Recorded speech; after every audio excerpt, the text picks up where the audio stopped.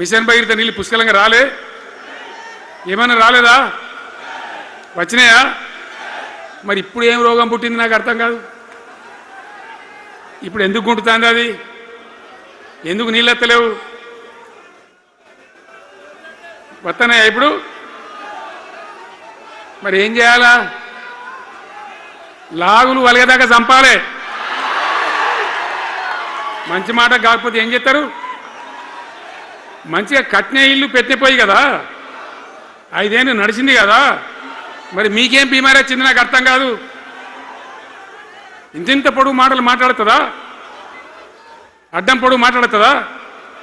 పొద్దున్న లేస్తే కేసీఆర్ చావాలి, నువ్వు 1000 జన్మలు ఇచ్చినా నేను చావనా కొడుకు అనుకుంటున్నావు.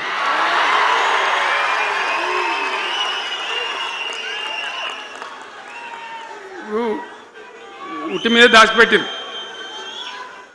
మన ఇళ్ళలో దాతారు కదా.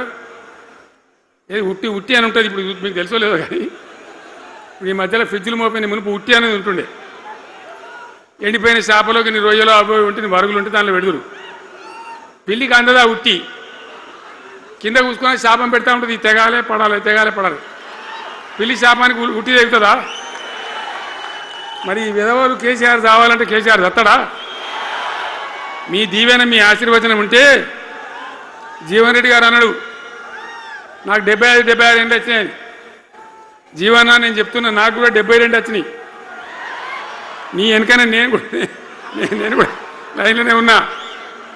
నేను ఒక్కటే మాట చెప్తున్నా, ఇక మా దేశభక్తి శ్రీనివాస్ ఏమో నాకు ఇంత పెద్ద కట్ట రాసి ఇచ్చాడు, నువ్వు మాట్లాడాలి ఇవన్నీ.